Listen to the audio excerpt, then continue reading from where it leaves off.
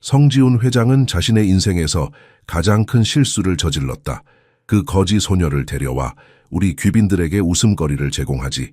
그의 한마디에 진택관리인은 하늘이라는 10살 소녀를 끌고 왔다. 허름한 옷, 마른 몸, 두려움으로 가득 찬 눈. 완벽한 희생양이었다. 고급 샴페인과 수십억 원의 거래가 오가는 자선 행사장에서 그들은 하늘에게 노래를 부르라고 명령했다. 보여줘, 우리가 왜 내게 동전을 던져야 하는지. 비웃음과 함께 그 말이 던져졌다. 하지만 그 순간 하늘의 첫 음이 공기를 가르자 모든 대화가 멈췄다. 잔이 공중에 멈췄다. 눈이 커졌다. 그리고 갑자기 억만장자들의 뺨 위로 뜨거운 눈물이 흘러내렸다. 그녀의 목소리는 영혼을 꿰뚫었고 잊혀진 기억들이 표면으로 솟아올랐다. 그날 밤이 끝날 때쯤 아무것도 예전과 같지 않을 것이다.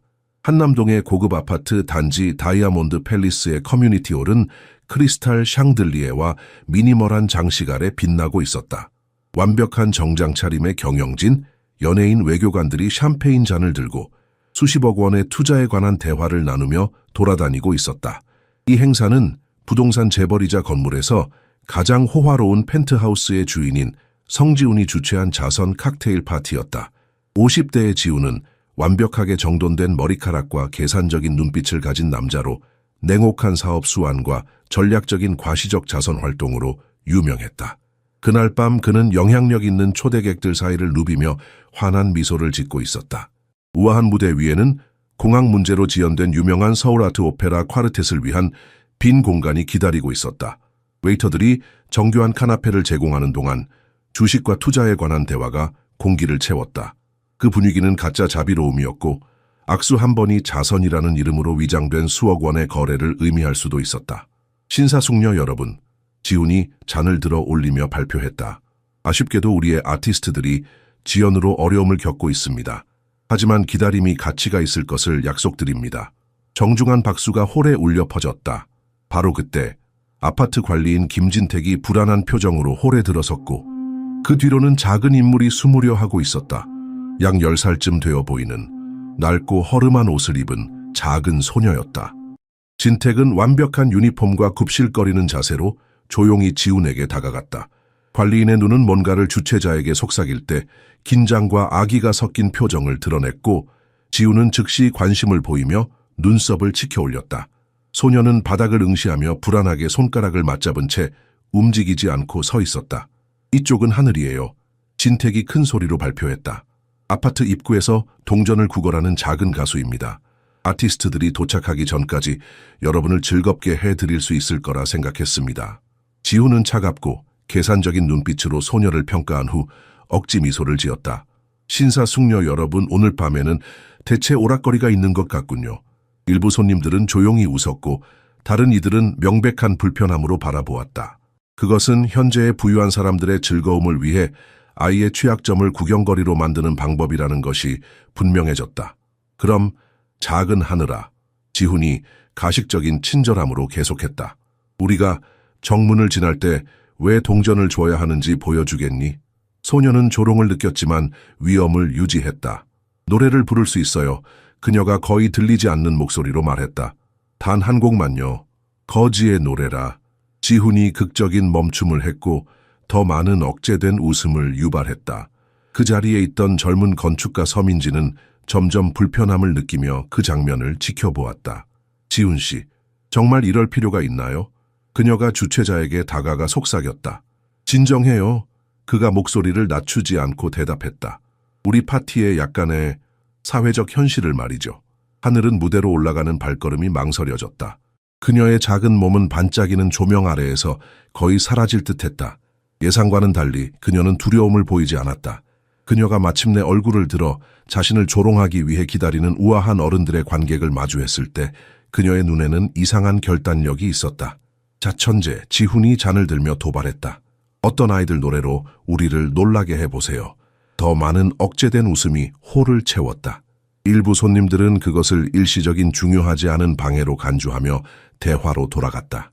그러나 하늘이 입을 열고 한국 전통 민요의 첫 음이 흘러나왔을 때 예상치 못한 일이 일어났다.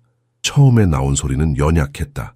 가늘고 섬세한 비단실 같았지만 즉시 모두의 주의를 사로잡을 만큼 진정한 감정을 담고 있었다. 그것은 노래 가사에 언급된 슬픔과 희망을 공부가 아닌 개인적인 경험으로 알고 있는 사람의 목소리였다. 두 번째 구절이 첫 번째와 어우러져 노래 자체를 넘어서는 이야기를 들려주는 듯한 해석이 되었다. 대화는 점차 잦아들었다. 잔들은 테이블과 입술 사이 중간에 멈췄다. 시선은 작은 인물에게로 향했고 그녀의 자세는 변해 있었다. 전에는 약함으로 보였던 것이 이제는 억제된 강함이었고 수줍음으로 보였던 것은 절대적인 집중이었다. 민지가 그 분위기의 변화를 처음 알아챘다. 모두가 조롱할 아마추어 공연을 기대했지만 그들은 엘리트 홀의 분위기를 초월하는 예술적 표현을 목격하고 있었다. 하늘의 목소리는 거친 그대로의 재능을 드러내며 자연스럽게 흘러나왔다. 멜로디는 기술적으로 완벽하지 않았다. 숨쉬기와 조절에 작은 결함이 있었다. 하지만 그녀의 해석은 깊고 친밀했다. 마치 각 음표가 각 청중의 마음에 직접 속삭이는 고백 같았다. 전에 경멸적으로 웃었던 지훈은 이제 얼굴 표정이 굳어져 있었다. 그는 아이러니한 미소를 유지하려고 했지만 음악에서 나오는 무언가가 그의 냉소의 갑옷을 뚫기 시작했다. 그는 자신도 모르게 잔을 내려놓고 눈을 가늘게 떴다. 마치 자신이 느끼는 것을 이해하려는 듯했다. 50 초반의 음악 프로듀서 김재욱은 가슴에 예상치 못한 압박감을 느꼈다. 그 노래는 그의 내면에서 잠자고 있는 무언가를 건드렸다. 서울의 가난한 동네에서 보낸 자신의 어린 시절, 같은 노래를 부르며 그의 배고픔을 달래주던 어머니의 밤들에 대한 기억. 우리 아들은 멀리 갈 거야, 그녀는 말했다. 음악이 계속되는 동안 그 약속은 그의 기억 속에서 울려 퍼졌다. 다른 테이블에서 대기업의 임원 박수진은 설명할 수 없이 눈물이 고이는 것을 느꼈다. 얼마나 오랫동안 노부모에게 전화를 하지 않았던가. 3주, 한 달, 마지막 대화는 그들이 시골집에서 얼마나 외로워하는지가 아니라 돈에 관한 것이었다. 하늘의 음악은 단순한 소리가 아니었다. 억압된 감정, 내려진 선택, 걷지 않은 길에 직접 말하는 언어였다. 노래의 가사 외에 다른 말을 사용하지 않고도 그녀는 각자에게 물었다. 성공을 좇는 동안 당신은 무엇을 뒤에 남겨두었나요? 홀 맞은편에서 강태성이라는 이름의 남자가 비상한 관심으로 작은 가수를 관찰하고 있었다. 다른 손님들과 달리 그는 정장을 완전히 갖춰 입지 않았다. 그의 블레이저는 좀 더 캐주얼했고 그의 눈은 날카로운 예술적 감수성을 드러냈다. 놀랍군요. 그가 자신에게 중얼거렸다. 천천히 그는 서울의 문화 서킷에서 영향력 있는 초대 객으로 온 존경받는 음악평론가인 최윤희에게 다가갔다. 윤희 씨, 그가 급박하게 속삭였다. 내가 듣고 있는 것을 당신도 듣고 있나요? 평론가는 명백히 감명받은 표정으로 고개를 끄덕였다. 이런 것은 본 적이 없어요. 기술은 날 것이지만 표현력은 순수해요. 태성이 말을 마쳤다. 꾸밈이나 기교 없이 숨을 쉬어야 하기 때문에 노래하는 사람처럼 그들이 대화하는 동안 멜로디는 더 우울한 구절에 도달했다.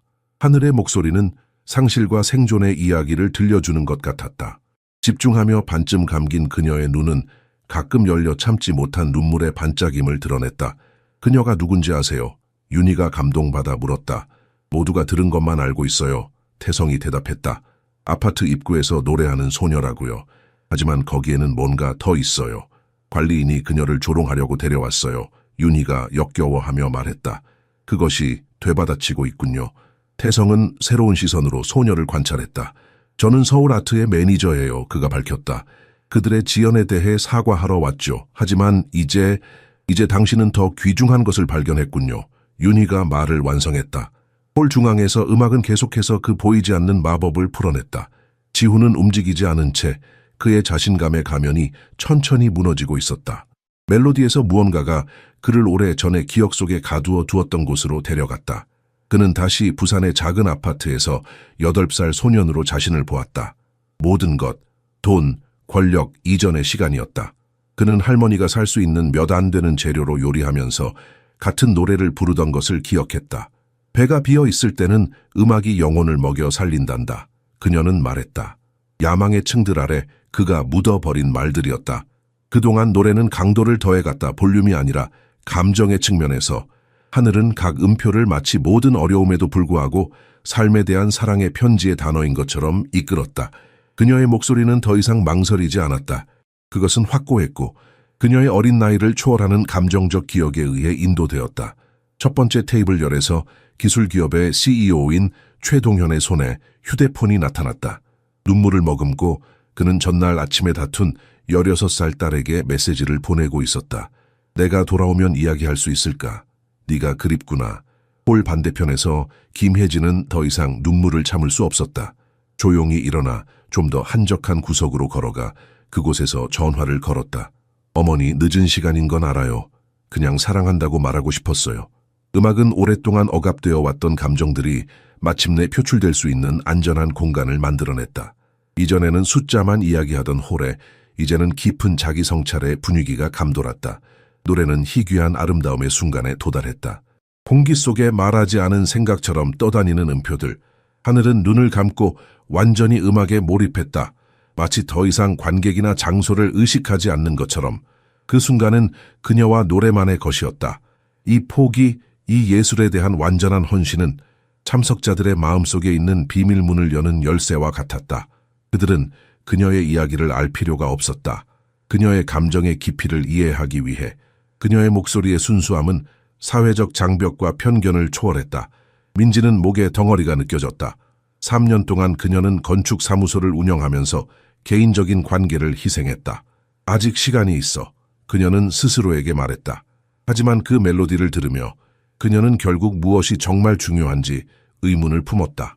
음악은 이제 희망에 대해, 가장 예상치 못한 곳에서도 아름다움을 찾는 것에 대해 이야기했다. 음표들은 무거운 구름을 뚫고 들어오는 햇살 같았고 콘크리트 틈새에서 피어나는 꽃들 같았다. 지훈은 얼굴에 뭔가 축축한 것을 느끼고 놀랍게도 그것이 눈물임을 깨달았다. 그는 20년 전 할머니의 장례식 이후로 울지 않았다. 재빨리 감정을 숨기려 했지만 그를 지배하는 감정을 숨길 방법은 없었다. 홀 뒤쪽에서 전에는 지위와 영향력을 위해 치열하게 경쟁하던 손님들이 이제는 집단적 취약성의 순간을 공유하고 있었다. 휴대폰이 조용히 주머니에서 꺼내지고 메시지가 타이핑되고 전화가 걸려갔다. 오늘은 일찍 들어갈게요. 약속해요. 내일 우리 둘이서만 저녁 먹을까요? 오랜만이라는 거 알아요. 하지만 보고 싶어요. 노래는 이제 절정의 순간에 도달했다. 하늘의 목소리는 이전보다 더 강하고 확신에 차 있었다. 각 음표는 마치 삶의 불확실성 속에서도 희망을 잃지 않는다는 선언과 같았다. 그 작은 소녀의 가슴에서 흘러나오는 힘은 모든 청중의 마음속에 울려 퍼졌다. 홀의 가장자리에 서 있던 한 노부부는 서로의 손을 잡았다. 40년 전 그들이 처음 만났을 때 세상은 더 단순했고 그들의 사랑은 모든 것이었다.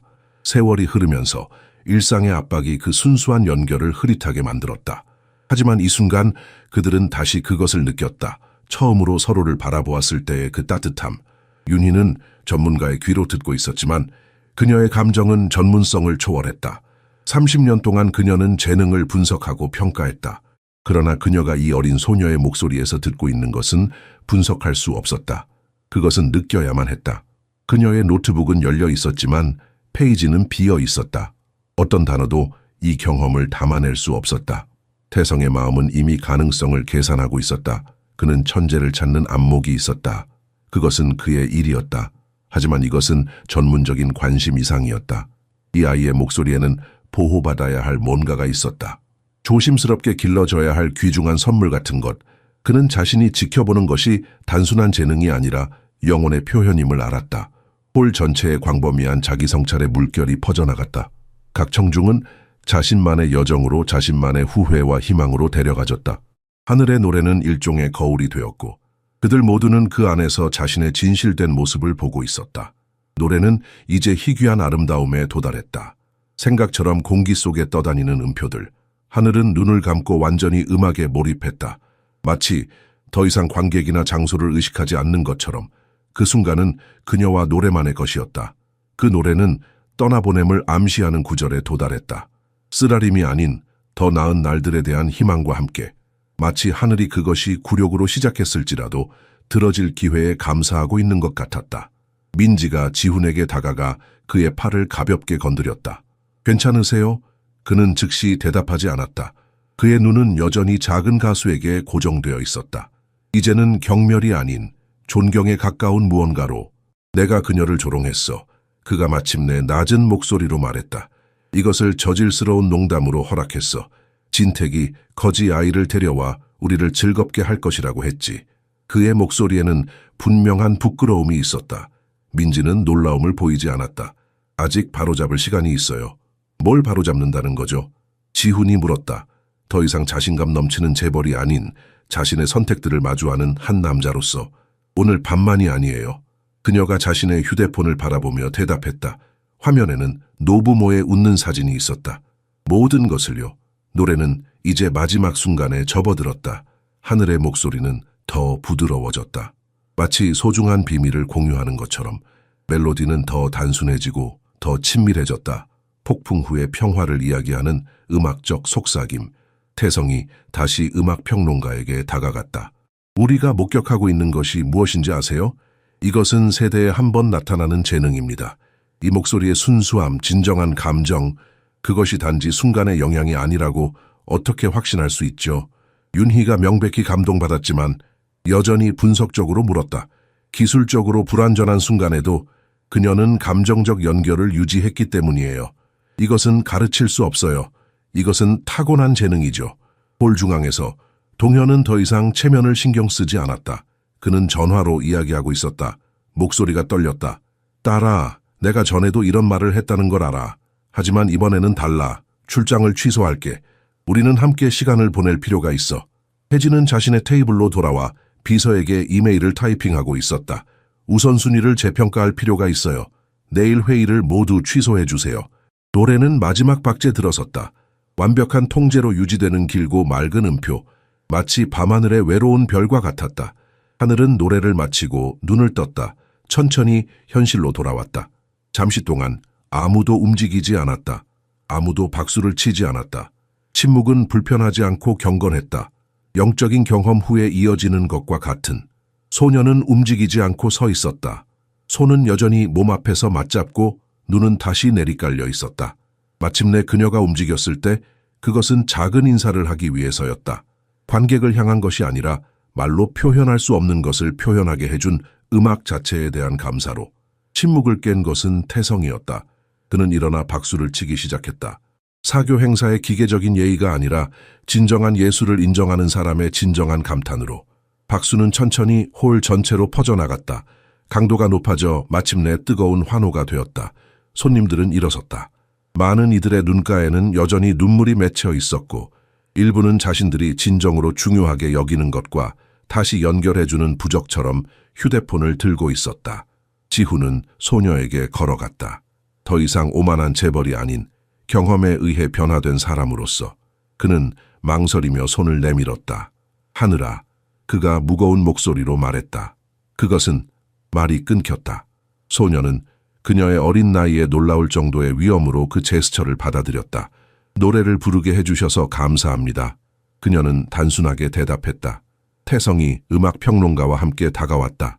하늘아, 그가 상냥하게 말했다. 내 이름은 강태성입니다. 서울아트의 매니저예요. 당신의 목소리는 놀랍습니다. 하늘은 놀라움과 불신이 섞인 표정으로 그를 바라보았다. 그녀는 칭찬하는 어른들을 신뢰하지 않는 데 익숙했다.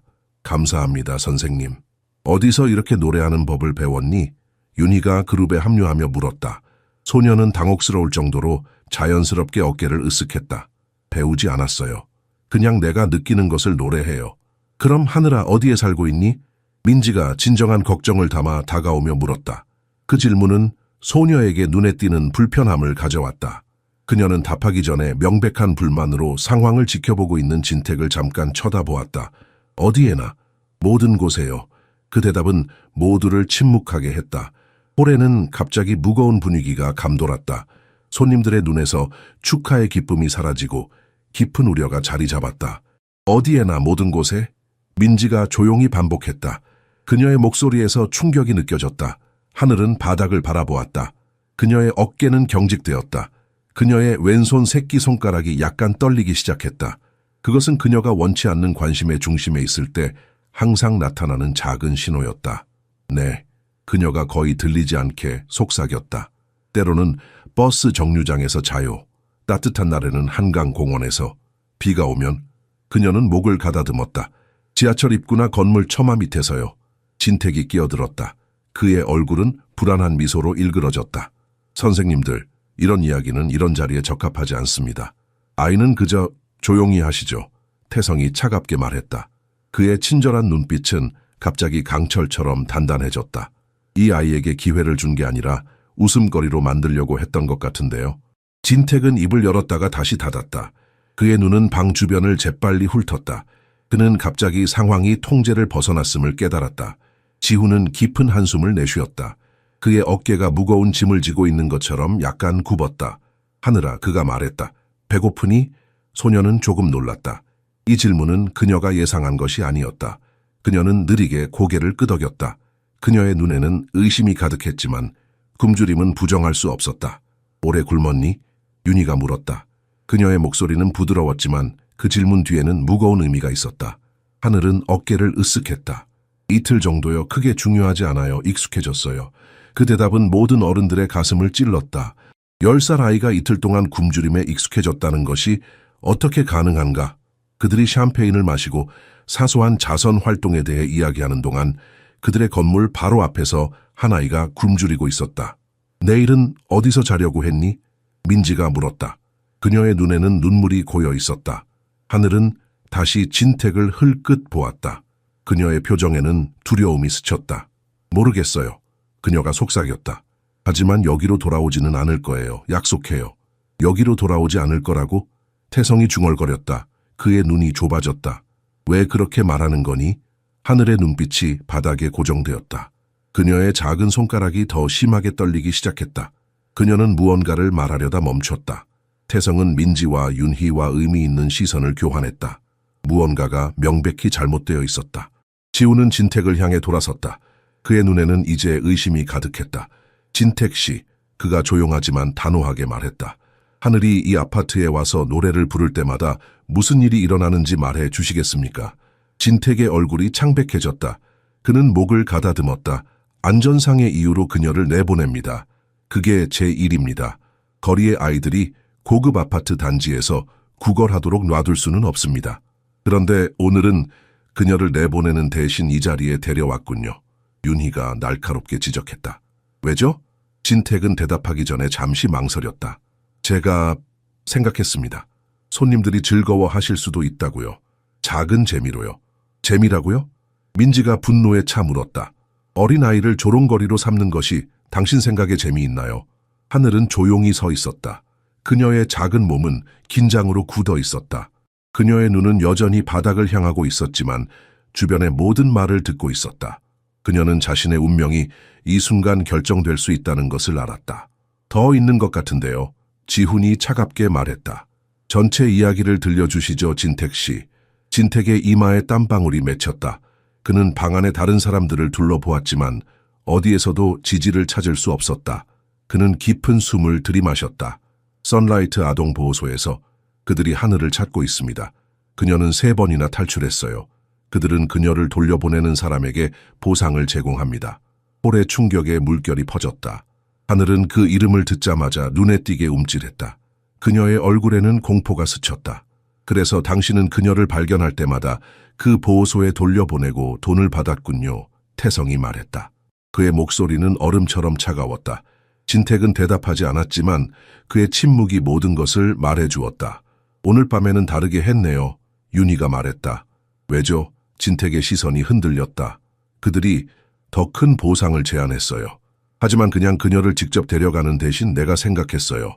여기 계신 분들이 좀 웃을 수 있을 거라고. 그리고 나서 행사가 끝나면 그녀를 그들에게 넘길 생각이었군요. 지훈이 문장을 마쳤다. 그의 얼굴은 분노로 일그러졌다. 하늘은 이제 명백히 떨고 있었다. 작은 눈물이 그녀의 눈에서 흘러내렸다. 그 보호소에 대해 말해줄래, 하늘아? 민지가 부드럽게 물었다. 그녀는 소녀 옆에 무릎을 꿇고 그녀의 손을 잡았다. 하늘은 숨을 깊게 들이마셨다. 그녀의 작은 목소리는 방 안의 완전한 침묵 속에서도 들릴 정도였다. 그곳은 끔찍해요. 그들은 우리를 어두운 방에 가둬요. 불순종하면요. 때로는 며칠 동안이요. 음식도 주지 않고요. 그녀는 떨리는 숨을 내쉬었다. 그리고 노래를 부르면 안 돼요. 그들은 그것을 싫어해요. 내가 결함이 있다고 말해요. 그 말을 듣자 태성의 눈에 분노의 불꽃이 타올랐다. 결함이라고? 너 같은 재능을 가진 아이를 그렇게 부른다고? 난 그저 노래하는 게 좋아요. 하늘이 작은 목소리로 말했다. 그게 내가 살아있다고 느끼게 해요. 하지만 그들은 내가 시끄럽다고 말해요. 다른 아이들을 방해한다고요. 지우는 잠시 자리를 비워 몇 가지 개인적인 전화를 걸고 돌아왔다. 그의 표정은 완전히 변해 있었다. 그는 이례적인 냉정함으로 진택에게 말했다. 방금 아파트 보안 책임자와 통화했습니다. 당신이 하늘이가 여기 나타날 때마다 그녀를 그들에게 넘겨주는 대가로 선라이트 아동보호소에서 돈을 받고 있는 것 같군요. 그의 톤은 이에 대한 생각을 분명히 드러냈다. 진택은 눈에 띄게 창백해졌다. 선생님, 저는 단지 규정을 따를 뿐입니다. 거리의 아이, 한 아이, 지훈이 단호하게 끊었다. 당신이 도우려고 한 것이 아니라 오늘 밤 이 자리에 굴욕을 주기 위해 데려온 아이입니다. 이제 그들 주변으로 모인 그룹에 술렁임이 퍼졌다. 하늘은 마치 보이지 않게 되려는 듯 자신의 접시를 뚫어지게 쳐다보았다. 몇 가지 추가 전화를 했습니다. 지훈이 계속했다. 선라이트는 공식 보고서에서 가장하는 천국과는 거리가 멉니다. 방치와 부적절한 대우에 관한 여러 고발이 있습니다. 그 순간 하늘의 눈에서 눈물이 흘러내렸다. 그녀는 재빨리 손등으로 닦았지만 너무 늦었다. 모두가 보았다. 그녀의 작은 어깨가 흔들리기 시작했다. 몇 주, 몇 달 동안 억누르고 있던 감정이 마침내 표면으로 솟아올랐다. 난 그저 돌아가기 싫어요. 그녀가 흐느꼈다. 제발 거기로 보내지 마세요. 민지는 즉시 하늘의 옆으로 가서 조심스럽게 팔을 그녀의 어깨에 둘렀다. 처음에 소녀는 긴장했지만 이내 그 따뜻함과 위안에 몸을 맡겼다. 아무도 너를 거기로 보내지 않을 거야. 민지가 약속했다. 그녀의 목소리에는 확신이 가득했다. 진택은 조용히 뒤로 물러나려 했지만 지훈의 날카로운 시선이 그를 제자리에 못 박았다. 당신도 마찬가지로 어디에도 가지 않을 겁니다, 진택 씨. 당신의 부수입에 대해 이야기할 것이 많군요. 태성은 결의에 찬 표정으로 일어섰다. 이것은 오늘 끝납니다. 윤희는 모두가 느끼는 우려를 표현하며 물었다. 하늘이는 어떻게 하죠? 태성은 결심한 듯한 표정으로 소녀를 바라보았다. 아이디어가 있습니다. 홀 전체 전에는 사업과 네트워킹에만 관심이 있던 사람들이 이제는 한 작은 소녀의 운명에 깊이 관여하게 되었다. 진택의 옆에 서 있던 2명의 보안 직원이 조용히 그를 데리고 나갔다. 지훈의 손짓 한 번으로 충분했다. 하늘은 민지의 품에 의지한 채 주변에서 일어나는 일을 지켜보았다. 그녀의 눈에는 여전히 공포와 불신이 섞여 있었다. 그녀는 이런 종류의 관심이 항상 일시적이라는 것을 알고 있었다. 사람들은 연민을 느끼고 도움을 약속하고 그리고 그들의 삶으로 돌아갔다. 하지만 이번에는 뭔가 달랐다. 그녀는 그것을 느낄 수 있었다. 하늘아 태성이 무릎을 꿇고 그녀의 눈높이에 맞추며 말했다. 내일 아침 서울 아트가 도착합니다. 우리는 특별한 콘서트를 열 겁니다. 여기가 아니라 선라이트 아동 보호소 앞에서요. 하늘의 눈이 놀라움으로 커졌다. 무슨 뜻이에요? 지훈이 한 걸음 다가와 설명했다. 그들이 당신의 목소리를 침묵시키려 했다면 우리는 그것이 모든 사람이 들을 수 있도록 할 것입니다. 언론이 있을 것이고 사람들이 있을 것이고 더 이상 숨지 않을 것입니다. 하지만 왜요? 하늘이 물었다. 그녀의 목소리는 작았지만 분명했다. 왜 저를 위해 이런 일을 하시나요?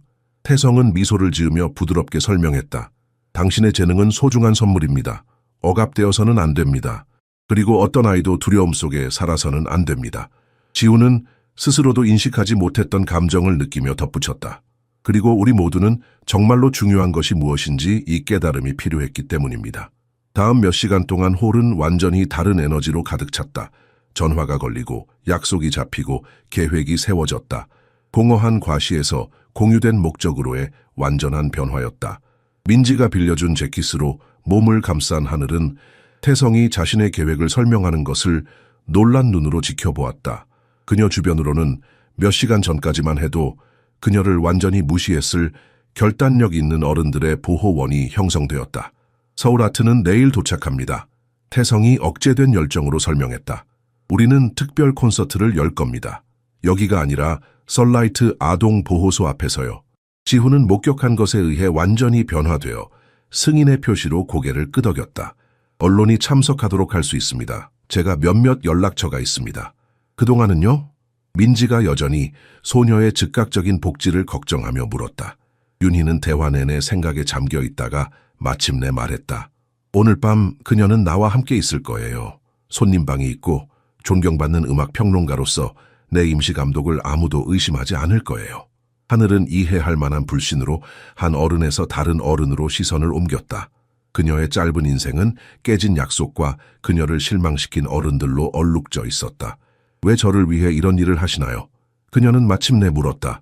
그녀의 목소리는 작았지만 확고했다.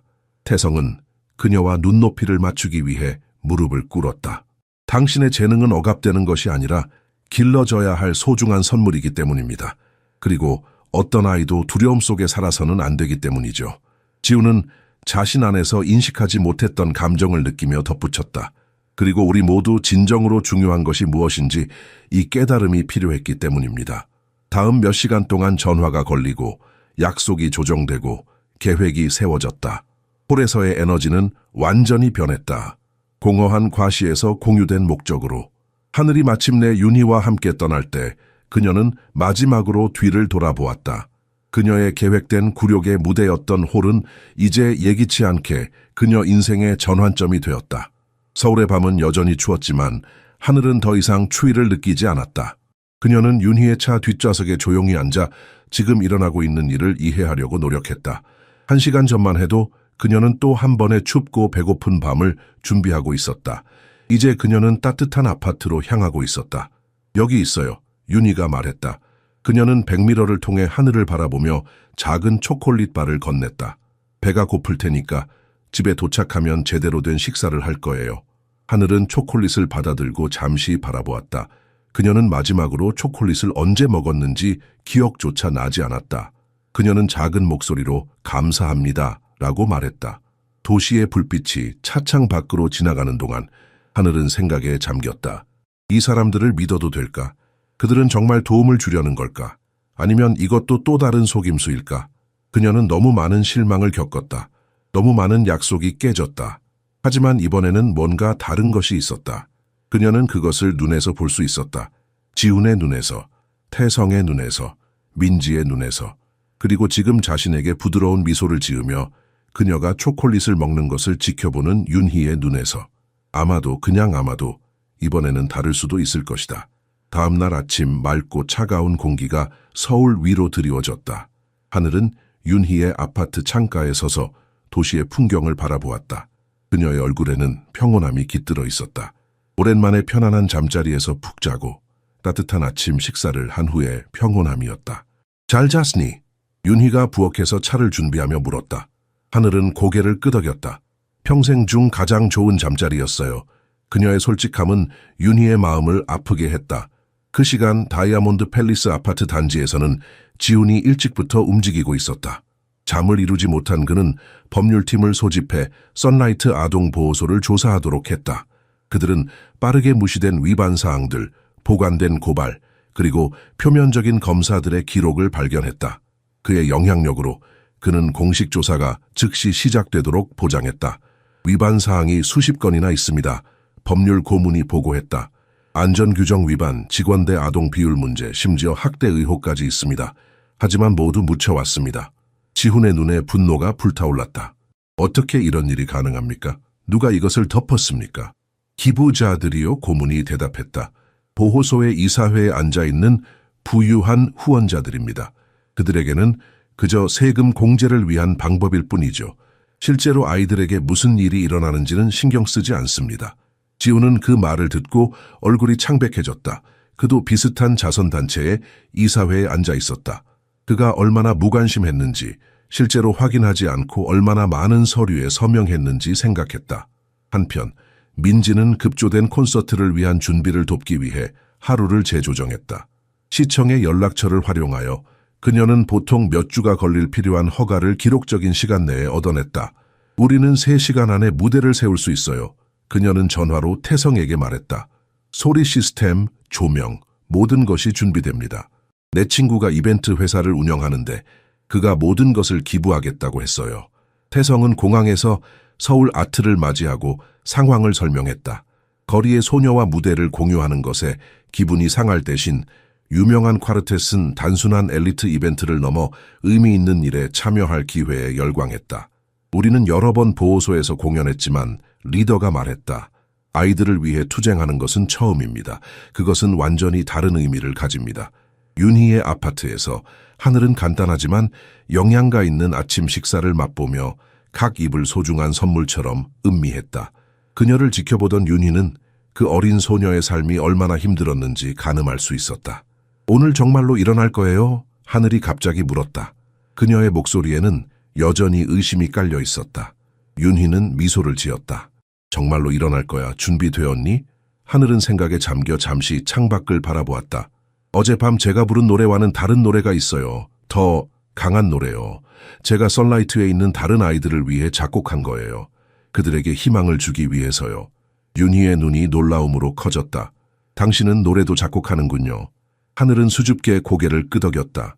머릿속에서 멜로디가 들려요. 그냥 나오는 거예요. 그렇다면 윤희가 말했다. 오늘 그 노래를 부를 거예요. 그리고 모든 사람들이 들을 거예요.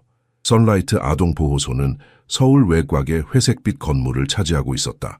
쓸쓸한 외관과 낙관적인 이름 뒤에는 오래전에 보호하고 양육하는 사명을 잃어버린 기관이 숨어 있었다. 그러나 평소에는 한적한 입구가 있는 그 가을 오후, 무언가 특별한 일이 일어나고 있었다.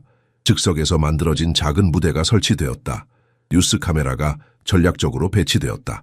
서울 아트는 정장 차림으로 악기를 조율하는 동안 다이아몬드 팰리스의 주민들부터 평범한 행인들까지 다양한 군중이 형성되었다. 보호소의 관장인 강 여사는 사무실 커튼 뒤에서 점점 커지는 경보음과 함께 장면을 관찰했다. 중년의 여성으로 항상 엄격한 표정을 지니고 있었다.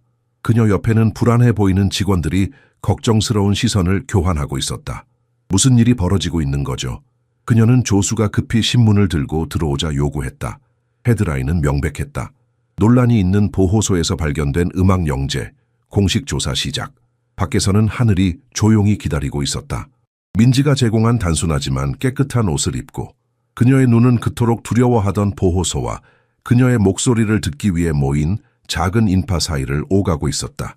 더 이상 그녀를 조롱하기 위해서가 아니라 그녀의 재능을 축하하기 위해서. 태성이 상냥하게 다가왔다. 준비됐니? 소녀는 긴장감에도 불구하고 결연한 모습으로 고개를 끄덕였다. 오늘은 다른 노래를 불러요. 지훈은 가까이서 지켜보며 그녀가 보호소의 특정 창문을 응시하는 것을 알아차렸다. 그곳에는 다른 아이들이 부러움과 희망이 섞인 표정으로 지켜보고 있었다. 이것은 단지 너에 관한 것이 아니지, 그렇지? 그가 마침내 이해하며 물었다. 하늘은 그들이 만난 이후 처음으로 미소를 지었다.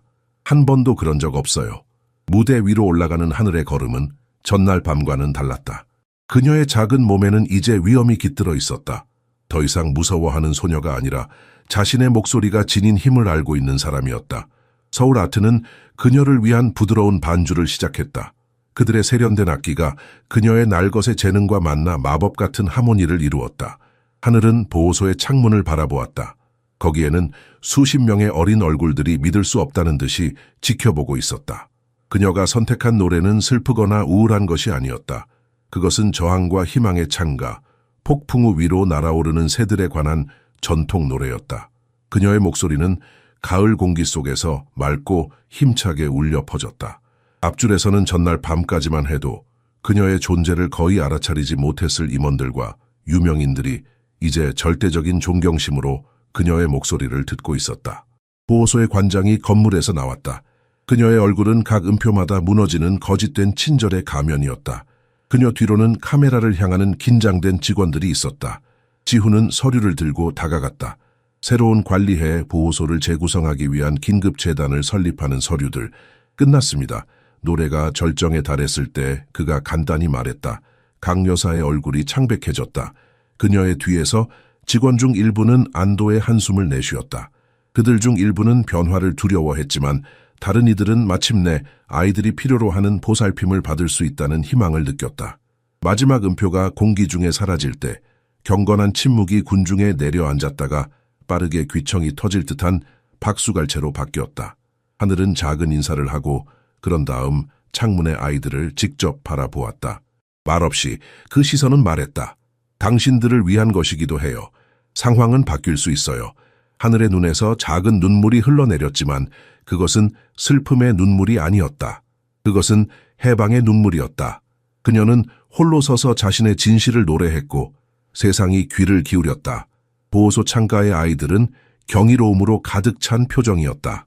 그들의 눈에는 새로운 가능성의 불꽃이 타오르고 있었다. 만약 하늘이 해냈다면 아마도 그들도 할 수 있을 것이다. 공연이 끝난 후 하늘은 태성과 윤희 사이에 서서 눈앞에 펼쳐진 풍경을 바라보았다. 카메라 플래시가 계속해서 번쩍였고 기자들이 질문을 던졌지만 소녀는 그 모든 혼란 속에서도 평온한 표정을 유지했다. 그녀의 눈은 창문에 모여있는 보호소 아이들에게 고정되어 있었다. 한 기자가 태성에게 다가왔다. 이 소녀는 누구입니까? 그녀의 이야기는 무엇인가요? 태성은 잠시 하늘을 바라본 후 대답했다. 그녀는 하늘이라고 합니다. 그리고 그녀의 이야기는 이제 막 시작되었습니다. 기자들이 더 많은 질문을 던지려 할 때 지훈이 앞으로 나섰다. 그의 얼굴에는 사업가의 권위가 아닌 진정한 결의가 서려 있었다. 오늘 우리는 하늘재단의 설립을 발표합니다. 그가 선언했다. 이 재단은 음악적 재능이 있는 어린이들을 발굴하고 지원하는 것을 목표로 합니다. 그리고 첫 번째 프로젝트는 이 보호소의 개혁입니다. 강 여사의 얼굴이 창백해졌다. 그녀는 자신의 권력이 무너지는 것을 보고 있었다. 그녀 뒤에 있던 직원 중 한 명이 앞으로 나섰다. 젊은 여성으로 그녀의 눈에는 오랫동안 억압되었던 용기가 빛나고 있었다. 제가 증언할 수 있습니다. 그녀가 말했다. 여기서 일어난 일들에 대해 아이들이 어떻게 대우받았는지, 특히 노래를 부르는 아이들이요. 하늘은 그 여성을 바라보았다. 그녀의 눈에 인식의 빛이 스쳤다. 그것은 김소희 선생님이었다. 유일하게 그녀에게 친절했던 직원, 때때로 몰래 그녀에게 간식을 주고 어두운 방에 갇혀 있을 때 위로해 주던 사람. 소희 선생님. 하늘이 속삭였다. 소희는 미소를 지었다. 이제 모든 것이 바뀔 거야, 하늘아. 약속할게. 기자들은 열심히 노트를 작성했다. 이것은 단순한 인간적 관심 이야기가 아니었다. 이것은 이제 스캔들이었다. 강 여사가 신음하며 건물 안으로 물러났다. 그녀의 시대는 끝났다. 윤희는 하늘의 어깨를 부드럽게 감쌌다. 괜찮니? 소녀는 고개를 끄덕였다. 그녀의 눈에는 감정의 홍수가 있었다. 안도, 놀라움, 그리고 무엇보다도 희망.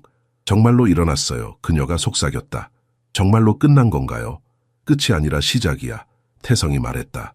이제 너의 재능이 그에 걸맞은 기회를 얻을 거야. 하늘이 다시 창문을 올려다보았을 때 아이들은 여전히 그녀를 지켜보고 있었다. 그들의 눈에는 경이로움과 질문이 가득했다. 그들 중 한 명, 약 8살쯤 된 작은 소년이 손을 들어 작게 흔들었다. 하늘은 미소를 지으며 손을 흔들어 답했다. 지훈은 무대 옆에서 이 모든 것을 지켜보고 있었다. 그는 휴대폰을 꺼내 번호를 눌렀다. 수미야? 그가 말했다. 아빠야, 널 정말 보고 싶구나. 다음 주에 널 만나러 가도 될까? 아니, 비즈니스 미팅 같은 거 없어. 그냥 네 아빠로서 널 만나고 싶어. 그는 딸의 대답을 듣고 눈가에 눈물이 맺혔다. 나도 너를 사랑해, 수미야. 민지는 지훈의 변화를 지켜보고 미소를 지었다. 그녀도 자신의 휴대폰을 들고 있었다. 화면에는 부모님과의 저녁 식사 약속이 막 설정되어 있었다. 기자들이 하늘 주변으로 몰려들었을 때 태성이 한 걸음 앞으로 나섰다. 이제 충분합니다. 그가 단호하게 말했다. 그녀는 여전히 아이입니다. 그리고 그녀는 휴식이 필요합니다. 그는 하늘을 보호하듯 데리고 나갔고 윤희와 민지가 뒤따랐다. 그들은 작은 방패를 형성하여 작은 소녀가 갑작스러운 명성의 폭풍 속에서 공간을 가질 수 있도록 했다. 이제 어디로 가요? 하늘이 물었다. 집으로. 윤희가 대답했다. 우리 집으로. 모든 것이 정리될 때까지. 그날 이후로 석 달이 지났다. 겨울의 첫 눈이 서울의 거리를 덮기 시작했다. 선라이트 아동보호소는 완전히 달라져 있었다. 새로운 관리자들, 개조된 시설, 그리고 예술과 음악 프로그램이 도입되면서 이제 정말로 집이라고 부를 수 있는 곳이 되었다. 윤희의 보호 아래 음악을 정식으로 공부하고 서울 아트와 성악 훈련을 받고 있는 하늘은 매주 보호소를 방문하여 다른 아이들에게 노래를 가르쳤다. 오늘도 그녀는 연습실에서 7명의 아이들과 함께 앉아 있었다. 이전에는 꿈도 꾸지 못했던 밝고 따뜻한 공간이었다. 호흡을 깊게 해요, 진우야. 하늘이 작은 소년에게 말했다. 바로 그 창문에서 손을 흔들던 소년이었다. 소리는 여기서 나와요. 그녀가 자신의 가슴을 가리키며 말했다. 폐에서가 아니라 마음에서요. 진우는 고개를 끄덕이고 다시 시도했다. 이번에는 그의 목소리가 더 자유롭고 맑게 울려 퍼졌다. 하늘은 미소를 지었다. 그는 재능이 있었다. 그들 모두가 그랬다. 그저 기회가 필요했을 뿐. 연습실 문이 열리고 소희가 들어왔다. 이제 그녀는 보호소의 부관리자였다. 그녀의 얼굴에는 환한 미소가 있었다. 하늘아, 손님이 왔어. 그녀가 말했다. 지훈이 문간에 나타났다. 그는 이제 정장 대신 캐주얼한 옷을 입고 있었다. 그의 얼굴은 부드러워졌고 눈에는 더 이상 차가운 계산이 아닌 따뜻함이 담겨 있었다. 방해해서 미안해, 그가 말했다. 하지만 내 딸이 너를 만나고 싶어 했어. 18살의 우아한 소녀가 그의 뒤에서 나타났다. 수미였다. 그녀는 아버지와 같은 날카로운 눈매를 가졌지만 더 부드러운 표정이었다. 안녕 하늘아, 그녀가 인사했다. 네 이야기를 많이 들었어. 아버지가 네가 그의 인생을 어떻게 바꿨는지 말해주셨어. 하늘은 고개를 숙이고 부끄러워했다. 저는 그저 노래를 불렀을 뿐이에요. 그녀가 조용히 말했다. 수미는 미소를 지었다. 때로는 그게 충분해. 아버지는 내가 어릴 때부터 성악을 배우고 싶어 했는데 이제야 내 꿈을 진지하게 받아들이셔. 모든 것이 너 덕분이야. 하늘은 놀라움으로 고개를 들었다. 당신도 노래해요? 수미가 고개를 끄덕였다. 아버지가 네 재단의 첫 번째 장학금 수혜자 중 한 명으로 나를 추천하셨어. 내가 미국에서 학업을 마치고 돌아오면 함께 작업할 수 있을까? 하늘의 얼굴에 환한 미소가 번졌다. 정말 좋을 것 같아요. 그날 저녁 윤희의 아파트에서 하늘은 식탁에 앉아 있었다. 테이블 주변으로 그녀의 새로운 가족이 모였다.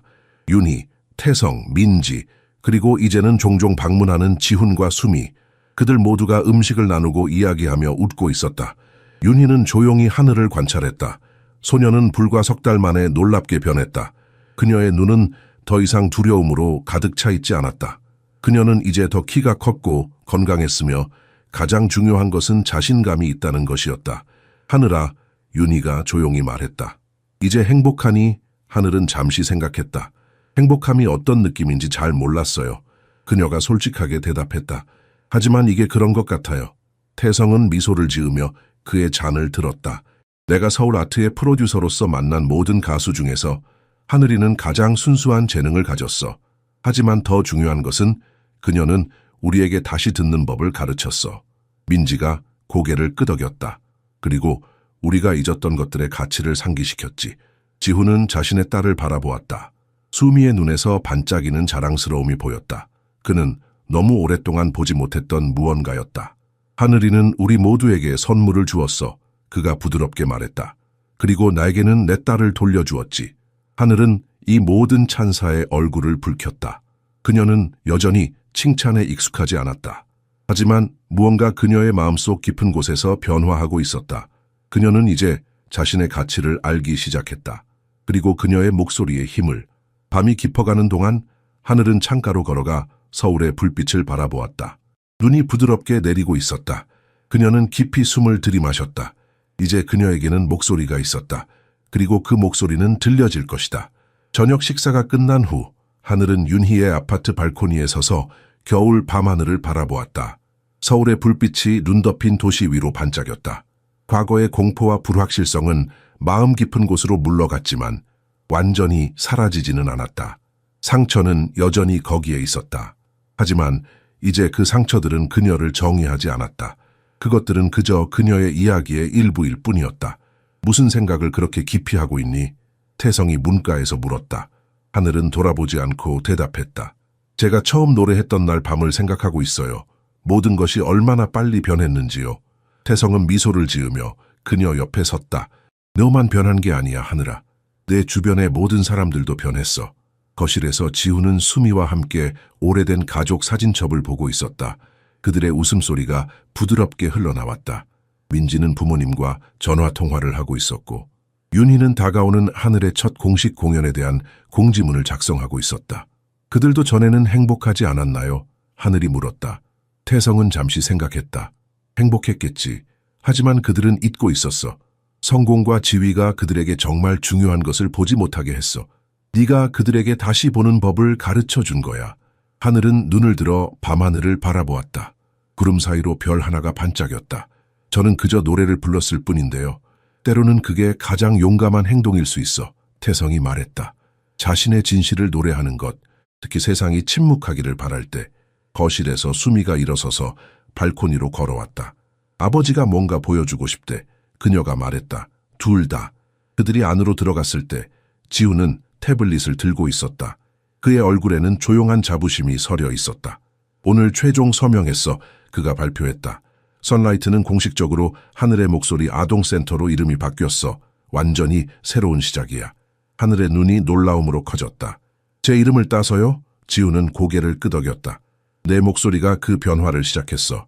그리고 우리는 그곳에서 다른 하늘들이 자신의 목소리를 찾을 수 있기를 바라. 민지는 전화를 끊고 대화에 합류했다. 변화는 거기서 멈추지 않아. 지훈 씨의 회사는 이제 모든 직원에게 가족 휴가를 제공하고 워크라이프 밸런스 정책을 도입했어. 사람들이 자신의 아이들의 공연이나 행사에 참석할 수 있도록.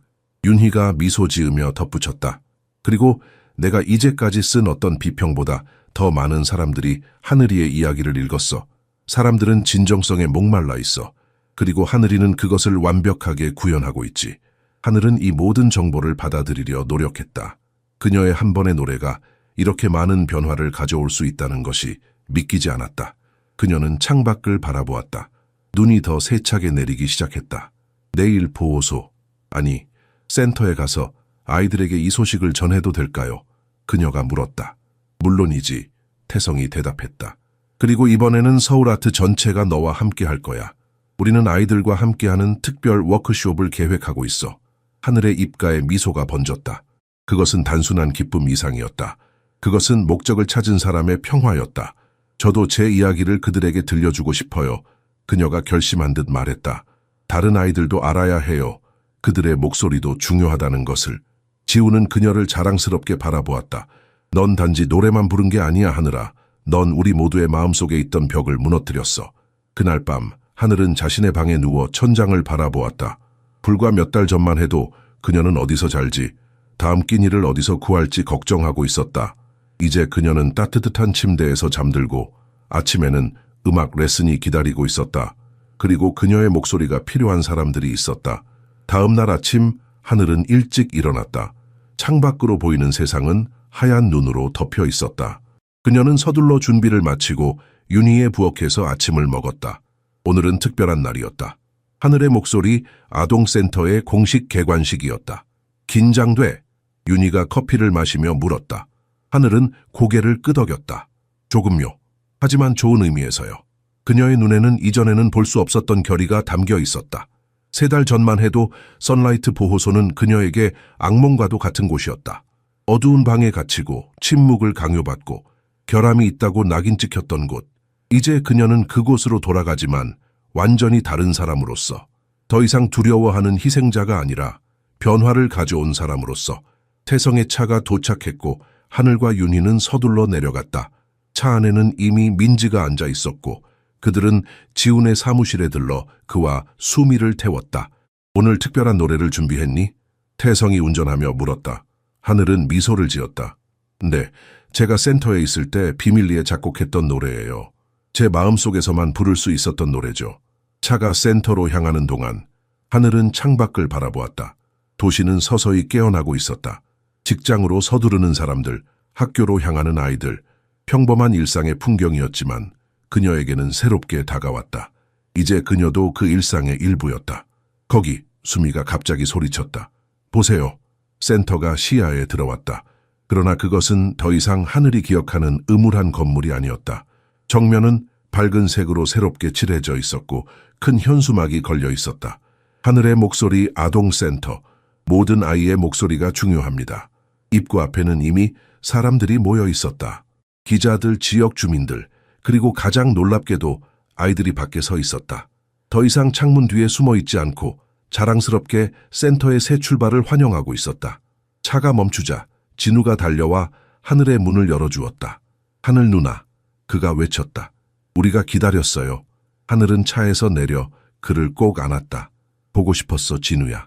다른 아이들도 달려와 그녀를 둘러쌌다. 그들의 얼굴에는 더 이상 두려움이나 불안이 없었다. 대신 그곳에는 희망과 기대가 가득했다. 소희가 센터 입구에서 그들을 맞이했다. 그녀의 얼굴에는 자부심이 넘쳤다. 다 준비됐어, 하늘아. 아이들이 특별한 것을 준비했어. 그들이 센터로 들어서자 하늘은 놀라움으로 숨을 들이켰다.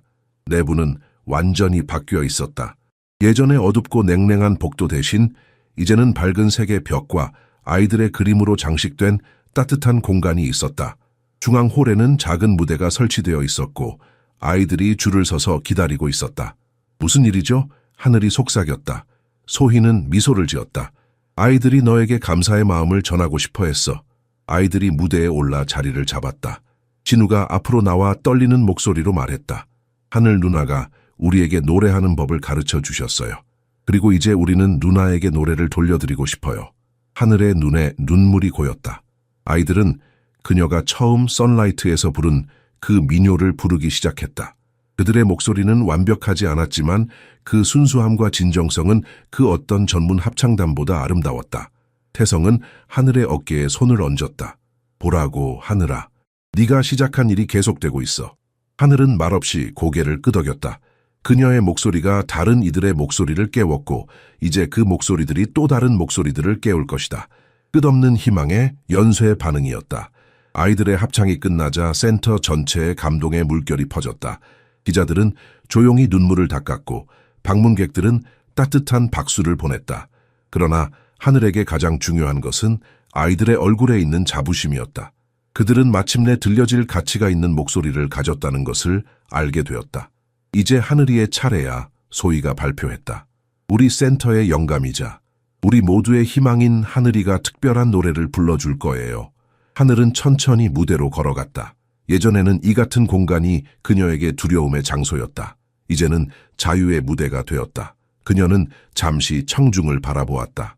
윤희, 태성, 민지, 지훈, 수미, 그녀의 세 가족, 그리고 센터의 아이들, 그녀의 작은 형제 자매들. 이 노래는 새로운 날이라고 해요. 하늘이 말했다.